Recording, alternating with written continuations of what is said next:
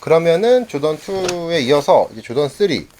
조던 3 같은 경우도 그러니까 내가 좀 좋아하는 넘버링이 1, 3, 4까지가 제일 좋아하는 넘버링인 것 같아요. 그리고 일단 조던 3 같은 경우는 처음으로 이제 이 시멘트 코끼리 패턴이라 불리는 요게 쓰인 신발이고,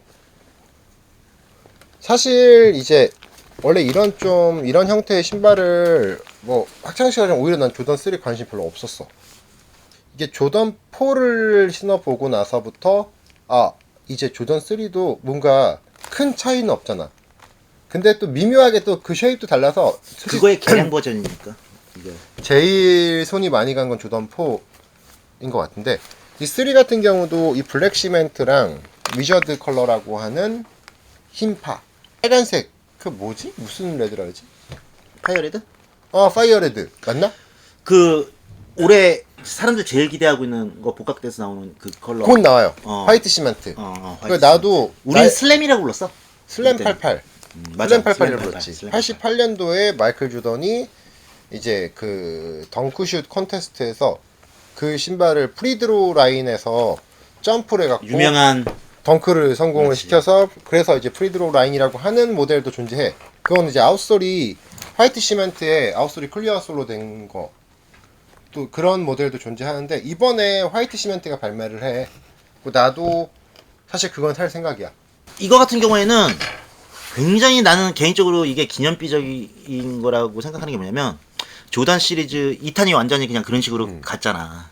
근데 3탄이 있었기에 오늘날이 있을 수 있었다라고 다시 나는 성공을 솔직히 했다. 생각을 해. 나는 이게 코끼리 패턴 자체가 되게 상징적인 게, 그러니까 지금 나이키 덩크 SB 중에 가장 스페셜한 구하기 힘든 게 뭘까 생각하면, 슈프림하고 나이키 덩크 SB가 이제 처음 콜라보했던 그 덩크 SB 첫 출시 때 2001년도인데 2002년도였어.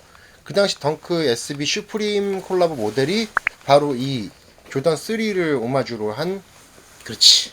건빨. 그 흰파는 위저드 컬러를 오마주로 해서 나온 거였고, 그래서 이거는 패션성으로도 굉장히 좋은 신발이고, 진짜로 이것도 스트릿 패션, 스케이터 같은 그런 스타일링에는 빼놓을 수 없는 신발이라고 생각해서 나도 갖고 있는데.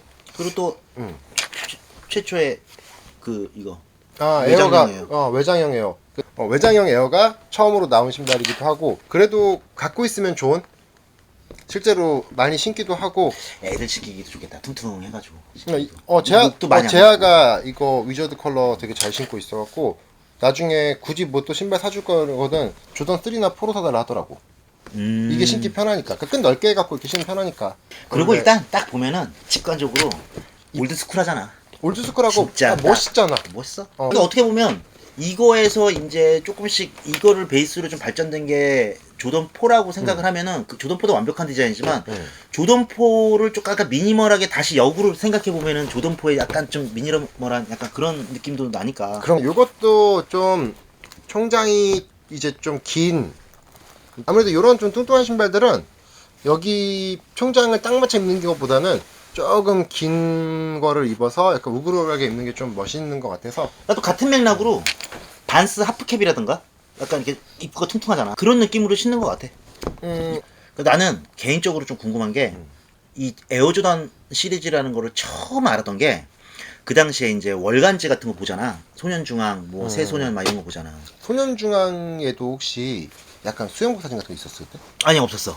그 저기 우리 집에도 많은데 소년중앙. 지명 광고를 이렇게 보다 보니까 나이키 지명 광고를 양쪽으로 크게 해서 나온 거야. 내가 어렸을 때 내가 아마 초등학교 4학년 때인가 5학년 때인가 처음 봤는데, 요거는 한국 발매를 했었죠.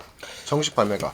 내가 그게 궁금해서 얘기를 지금 시작하는 거야. 그래서 물어보는 거야 지금. 이런 에어 조던이라는 신발이 있구나, 이런 농구화가 있다구나 하는 거를 내 나이 때, 내가 1979년생인데 4학년 때인가 5학년 때 이게 넘겨서 보는데, 그때 봐도 되게 포스 있게 느껴지는 거야. 그때만 해도 농구화가 이미 유행은 시작했었으나 맨 처음 본 게 누가 신은 거 본 게 아니라 지금 광고로 본 거야.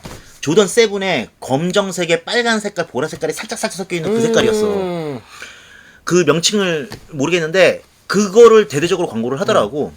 근데 주변에서는 신고 있는 사람이 없고 국내에 몇 탄부터 팔았을지가 난 그게 궁금해. 물론 1탄도 막 구성 공장에서 뭐 만들긴 했었지만 근데 생각해 보면 사실은 팔고 있었을 것 같기도 한 게 그 당시만 해도 나이키 대리점들 많았잖아.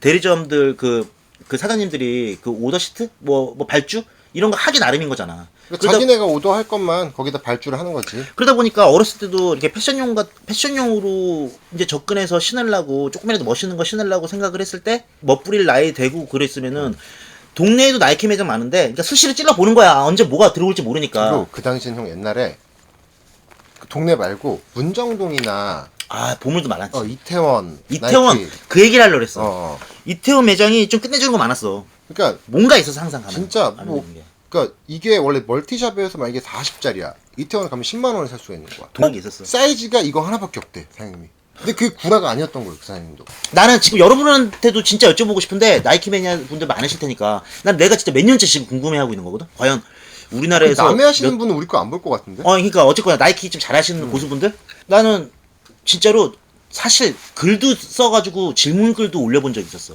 어디다가? 국내에 몇 탄부터 팔았는지 혹시 아시냐? 나 너무 궁금하다. 내가 내 눈으로 목격한 거는 7탄부터인 거든 광고가. 근데 그게 왜 궁금한 건데? 그냥 궁금했어. 좀 알고 싶어서.